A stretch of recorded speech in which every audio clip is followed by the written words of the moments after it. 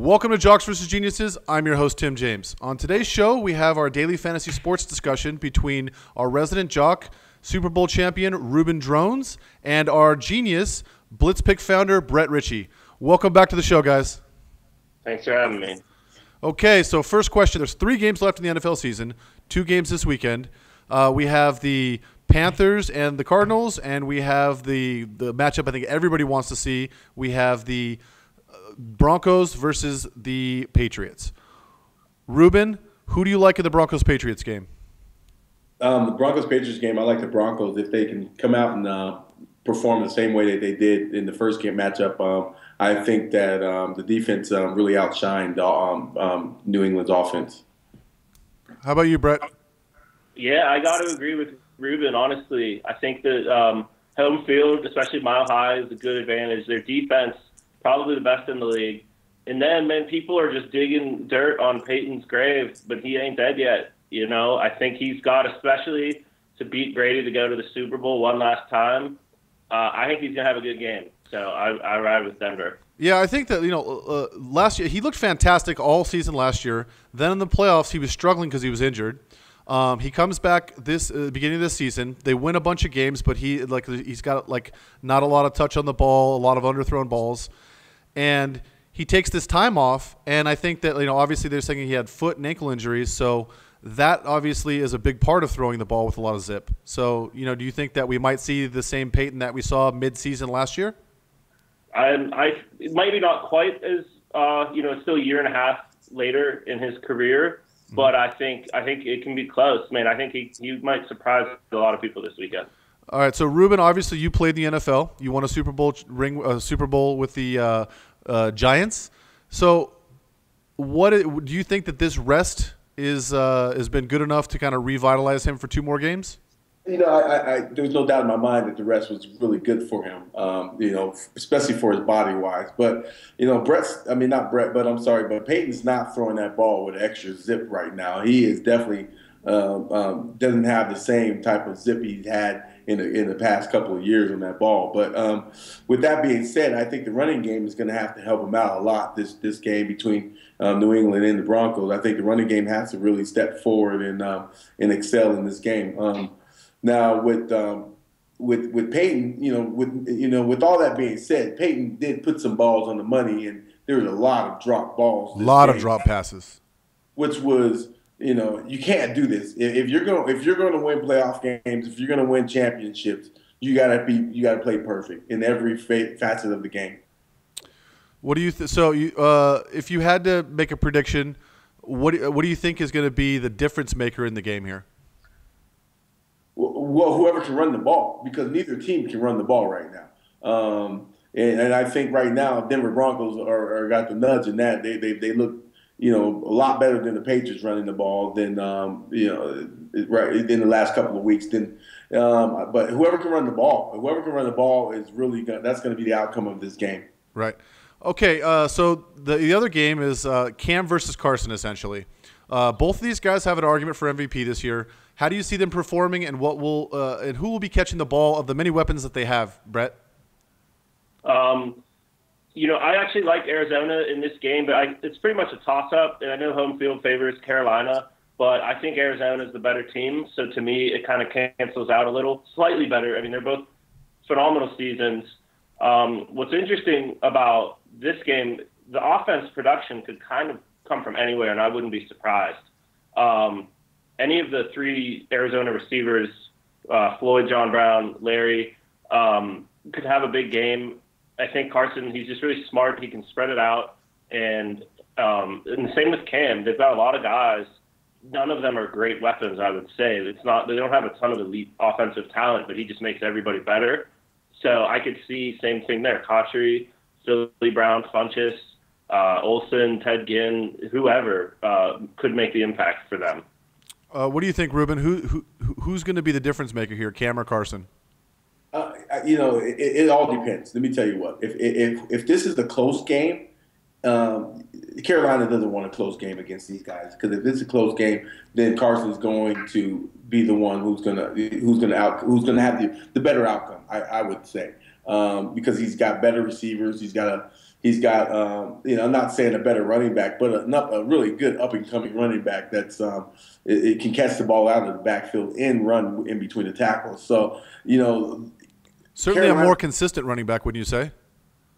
I would say they have a more consistent. Well, no, because I think that Jonathan Stewart's done a fabulous job this year, but I think that the young legs in the rest, he's got a lot less hits on him this year than Jonathan Stewart has, definitely. But if it's a close game, I don't think the Carolina Panthers can't play a good team close because even when they played Seattle last week, the way they looked towards the end of the game wasn't good for them. And if they got a close team like playing against like a team, a good caliber team like Arizona, they can't overcome something like that. Some people would call that second half, even though they won the game. Some people would call that second half a complete implosion.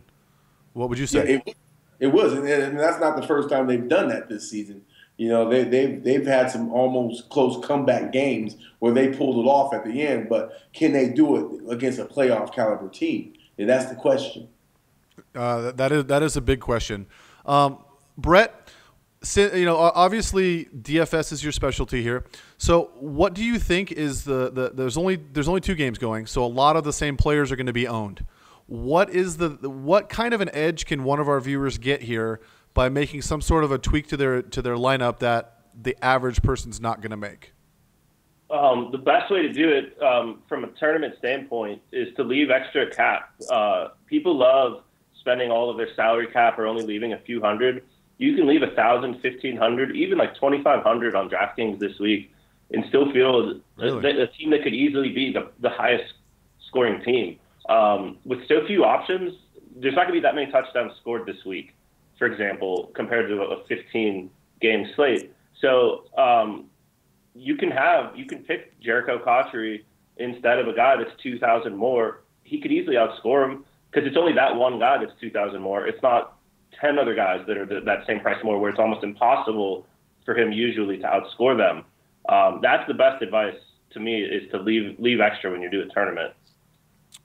So what do you think What do you think is the biggest defining factor in either one of these games, Reuben? As a player, is it weather? Is it rest? Is it rust? Like, what's going to be the storyline for these 2 games, do you think?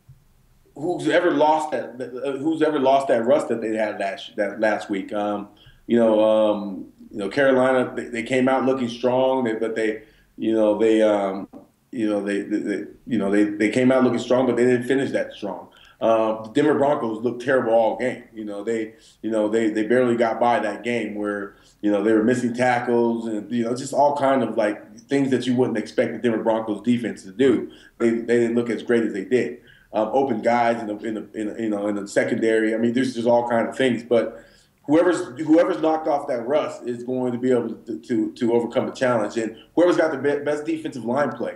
I'm gonna tell you, if in order to win a championship game, you have to have a strong defensive line, and they have to be ready to play.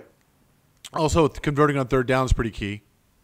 Definitely converting on third downs. Okay, so let me ask you this, Brett. If you have one player that you have to have on your roster this week, one player that you think is a roster bomb that you have to leave off your roster, who would those 2 players be? I'm going to look at that New England-Denver game for this, and I think the player you have to have is Peyton Manning. I think he's got a lot of weapons around him on offense. People are writing him off, so he's not going to be highly owned, and he's cheaper than any of the other 3 quarterbacks. So you get a chance to get a guy that could easily be the top-scoring quarterback at a discount, and he's probably going to be the lowest-owned quarterback. And then on the flip side, I think Brady, people see the name, they see the lights, they love him. They're going to take him, but as Reuben said earlier, that Broncos D is really ferocious, and Brady's real weakness throughout his career has been when facing an intense pass rush. He can look pretty ordinary, so I would stay away from Brady and use Peyton. Okay, Reuben, who's somebody that you have to have on your roster this week, and a roster bomb that you would avoid? I'm gonna go with Old Faithful, Larry Fitzgerald. He's constantly finding his way to catch balls and make plays. Mm-hmm. He's been here before. He knows what he's doing. He he knows he knows what he has to do to pave the way to the Super Bowl. So I'm gonna go with old Fitzgerald.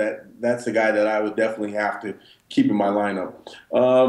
A guy that I'm going to definitely keep out of my lineup is Ronnie Hillman. I definitely, even though he's cheap, I wouldn't take a chance on him. He doesn't look as strong as C.J. Anderson right now, and that's a guy I would definitely. And with the running backs this week, like Jonathan Stewart and David Johnson, those guys are going to be getting the ball a lot. So I would definitely lean towards one of those guys more than I would. All right, two more questions for each of you, and then we got to go. I need one sleeper from you. Brett, give me a sleeper. I'm going to go with Norwood on Denver. I think that there's going to be a lot of attention on Emmanuel and Demarius, and I think it could just be his breakout game. He sneaks through. Patriots overlook him a little bit, and as I said, I think Peyton will have a good game. So, and he's really cheap too. So. Reuben, who's your sleeper? My sleeper is going to be a Denver tight end. I think that they're going to really focus on the Denver tight ends and kind of outshine Gronkowski. So I would either go either Vernon Davis or Owen Daniels. I think those guys are primed for a really good game this week. Okay. Obviously, all four teams are the best. The four are the best teams in the NFL now. They made it this far for a reason. But I think that you have a defense. Obviously, there's only four defenses to choose from. And I think it's kind of unquestioned that the Broncos have the best defense. We had Chris Harris Jr. on the show yesterday, and he said his shoulder's healing. He's doing a lot better. He thinks he's going to be full strength. But Brady's offense is second to none. Do you think that it's going to be good offense trumps good defense, or vice versa this week? Well, I'm going to tell you what. Chris Harris got to play better defense because he looked terrible last week, chasing the ball around, not in the right spots. I mean, he looked atrocious last week. Playing with one arm. and I can understand that, but he was dragging behind plays. There's a lot of mistakes that he made last week, and they need him to play up to par this week because listen up, Edelman's coming back, and he's gonna play well. They always faithful and Gronkowski, you always got to worry about a guy like that, and because he's a matchup nightmare. Right. But if Chris Harris can play up to par this week, I don't see the Broncos. I don't see the Patriots scoring a lot of points at all. That's awesome. How about you, Brett? Yeah, I'm going to agree. I ride with the Broncos D this week. They're home. They're in altitude too, which I think is probably a slightly better home field advantage than most. Playoff game at this point, there's not going to be that many New England fans there. I think the Broncos fans will hold on to those tickets, and so I think, I like the Broncos to have a big game. Maybe not even a big game, but a big game relatively, because they're all good offenses. Right. You're not going to see a 30-point fantasy outing from any of these Ds, but I think the Broncos will be the highest scoring. So is weather going to be a factor for either game? Well, it's supposed to snow here. I tell you what, if we played in New England, it'd be a nightmare. Right? they actually canceled the Celtics game tomorrow. I don't know if you guys know that already. I believe it. So I don't really see weather playing a big part of this game. If anything, it would be like Brett said, the altitude could play somewhat of a role. Well, you played here in Denver. You played here in Denver. Yes. How does that altitude affect the players? If you're not in really tip-top shape, which these guys are at this point in time, it may not affect them at all, but it may affect them, breathing-wise, and towards, anywhere towards the second and third quarter where they get more tired, towards the end of the games. Okay, well, thank you for the insight, fellas. We'll talk to you guys next week. Which team do you want to see advance, Reuben? I definitely want to see the Broncos advance. And who's your one team you want to see advance, Brett? Broncos, Cardinals, Super Bowl. Actually, no, I like Cam, man. I think Sorry, I would like to see. Yeah, Broncos is my one team, but I'd like to see Panthers in there too. Okay. I would love to see that, Brett. I would love to see that matchup. I honestly think that would be the number 1 and 2 defenses playing against each other would be so. I'd be so tight, man. Just so tight. All right, boys. We'll all be watching this weekend. Thank you for joining us this week. We'll talk to both of you next week and see how we all do. All right. Thanks, guys. Well, there you have it. This week, actually, the Jock and the Genius agree. They think that the Denver defense is going to trump New England's offense. Again, that remains to be seen. Gronkowski's such a difficult cover, but we're going to find out. We talked to Chris Harris Jr. earlier this week. Says he thinks he's got this locked down, so let's hope that's what we see. Want more? Click the subscribe button below the video. Until next week, best of luck on your fantasy lineups, and we'll see you in the next episode.